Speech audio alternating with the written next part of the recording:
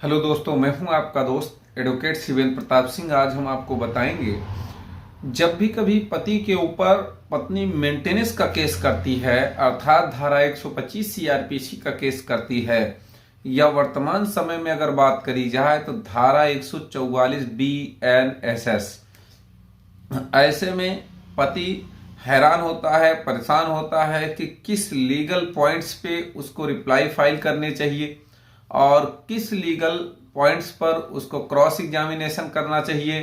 तमाम ऐसे सवालों के साथ ही साथ पति के दिमाग में यह भी होता है कि किसी भी तरह से इस मेंटेनेंस केस को खारिज कराया जाए। देखिए, मैक्सिमम लोग मेंटेनेंस केस को खारिज करवा नहीं सकते हैं। उसका कारण यह है कि ज़्यादा से ज़्यादा चीज़ें उसमें आप जानते हो कि फर्जी चीज़ें हैं, झूठी चीज़ें हैं, लेकिन आप मेंटेनेंस केस खारिज नहीं करवा सकते। उसका कारण यह है कि मेंटेनेंस केस खारिज करवाने के लिए पति सही स्टेप नहीं करता है, सही टाइम पे कोर्ट में अपीयर नहीं होता है, सही टाइम पे जवाब नहीं लगाता है, या यूं कहें कि पति को कब जवाब लगाना चाहिए, यानी कि कब रिप्लाई देना चाहिए, कब 340 की कार्रवाई अर्थात वर्तमान समय में बात करी जाए तो धारा 379 की कार्रवाई कब करनी चाहिए।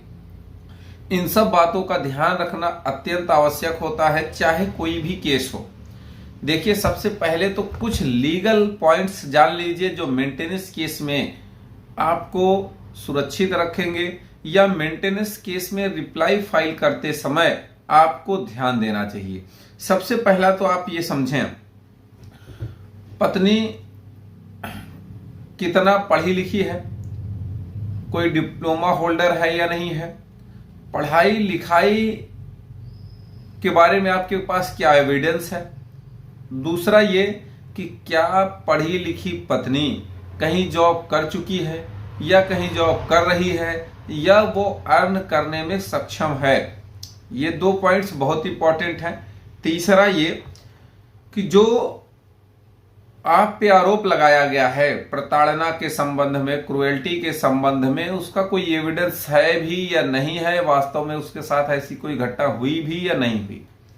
चौथी बात ये, इनकम, पति की इनकम को बढ़ा चढ़ा के लिखना आम बात है। अगर पति कमा रहा है 20,000 तो लिखाया जाता है 80,000।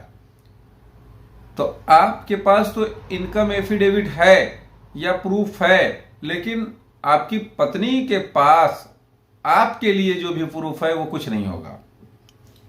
पांचवी बात ये, झूठा एफिडेविट तो आम बात है कि झूठा एफिडेविट देना, आप झूठा एफिडेविट देना ही अपराध है, या उस पर 340 की कार्रवाई कैसे बनती है उसके बारे में मैं नेक्स्ट वीडियो आपको डिटेल से बताऊंगा, उसको आप जरूर देखिएगा। तो झूठा एफिडेविट देना, झूठा साक्ष्य देना, झूठी गवाही देना, उस पर उसको जेल हो सकती है। मेंटेनेंस लेने की तो बात छोड़ दो, उसको उल्टा उसको जेल हो जाएगी। तो आपको सही तरीके से कार्रवाई करने की जरूरत है। छठवीं बात ये, अगर आपके पास पत्नी की इनकम है तो कोर्ट के सामने उसको उजागर करिए, कोर्ट के सामने उसको रखिए कि पत्नी भी मेरी अर्न करती है, कमाती है। सातवां ये, आपके पास बैंक स्टेटमेंट है तो वो जरूर लगाइएगा। आठवां ये, आपने जो पत्नी पर पहले से लेकर आज तक खर्च किया, कहने का मतलब ऐसे ऐसे पति भी हैं जो लगातार अपनी पत्नी के लिए पैसे खर्च करते रहते हैं केस के दौरान भी। वो सब डिटेल भी आप लगाइए कि मेरी कोई इंटेंसिटी, मेरी कोई मेंटेलिटी नहीं है कि मैं इसे छोड़ूं या मैंने इसे भगाया, मारा, पीटा, गाली गलौज किया। इस तरीके का ये प्रमाण होता है कि भाई जब ये मायके में है तब ये सारा खर्चा अगर दे रहा है व्यक्ति, तो भाई इसके घर में रह के इसको कैसे प्रताड़ित कर सकता है। इसके साथ साथ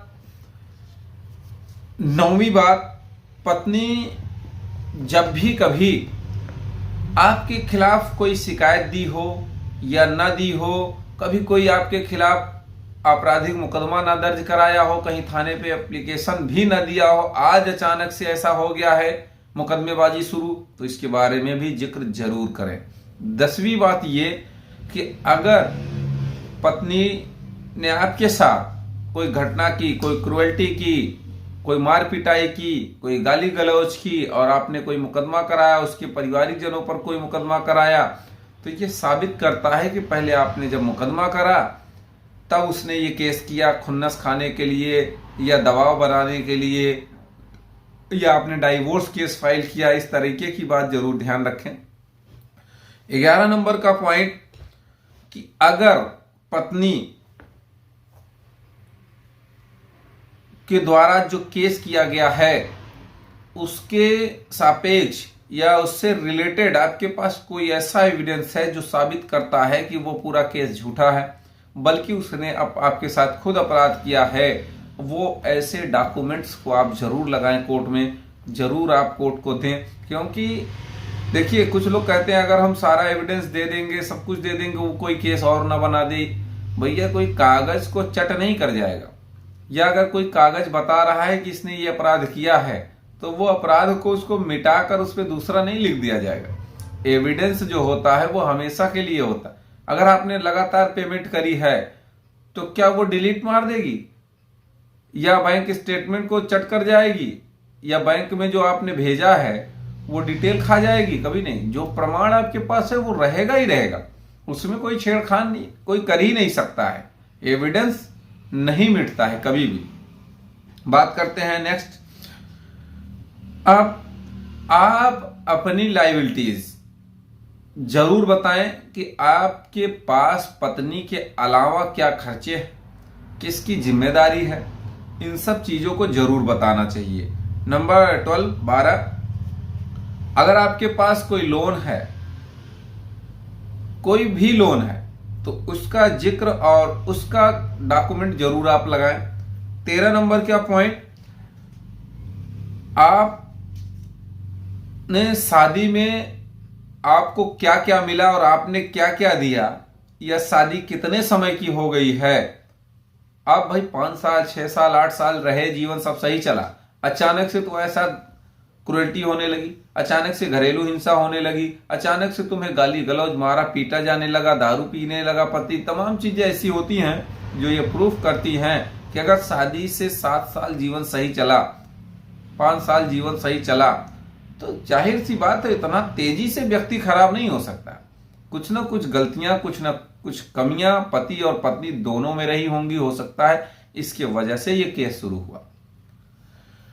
नेक्स्ट, अगर मान लेते हैं कि किसी भी येन केन प्रकारेण अगर आप अपनी पत्नी को रखना भी चाहते हैं और वो नहीं आना चाहती है, मायके में बैठी है, आपने कई कोशिश किया, कई प्रयास किया, उसके बारे में भी जरूर जिक्र करें, तो भी मेंटेनेंस से आप बच सकते हैं। 14 नंबर पॉइंट, 13 नंबर जो भी हो, आप ने कभी उसको घर से बाहर नहीं निकाला, इसका प्रमाण आपके पास होना चाहिए। जैसे बहुत लोगों के पास ये टिकट होता है कि मैंने अपनी पत्नी को बाकायदा पहुंचाया घर, या उसके पास स्वयं से पहुंचाने का कोई प्रमाण होता है कि मैं उसको पहुंचा के आया हूं, कभी उसको मैंने भगाया नहीं, मारा नहीं, पीटा नहीं, घर से निकाला नहीं। ये भी बहुत मायने रखता है। और नंबर 15, अगर कुछ लोग ये भी लिखाते हैं कि मुझे इस घटना तारीख को मार पीट के समस्त स्थिति धन छीन के रख लिया गया और भगा दिया गया सिर्फ पहने हुए कपड़ों में, तो इसका भी प्रमाण बहुत लोगों के पास ये होता है कि वास्तव में इस दिन तारीख को ये मेरे घर में थी और ये गई ही नहीं थी, उसका ये प्रमाण है। ज्यादातर लोग गाते कभी हैं और केस में लिखाते कभी हैं, तो इसका भी बेनिफिट आप ले सकते हैं। उम्मीद करता हूं, आशा करता हूं आज का यह वीडियो आपको बेहद पसंद आया होगा। अगर वीडियो पसंद आए तो वीडियो को लाइक करें, शेयर करें। यूट्यूब चैनल सीबीएन हाईकोर्ट को जरूर सब्सक्राइब करें। कोई सवाल शेष रह गया है तो स्क्रीन पर चल रहे नंबर पर फोन करके भी आप जानकारी ले सकते हैं। अगर किसी टॉपिक पे आपको वीडियो चाहिए तो आप कमेंट बॉक्स में कमेंट जरूर करें, या फिर यह वीडियो अगर आपको पसंद आए तो भी आप कमेंट करके जरूर बताएं।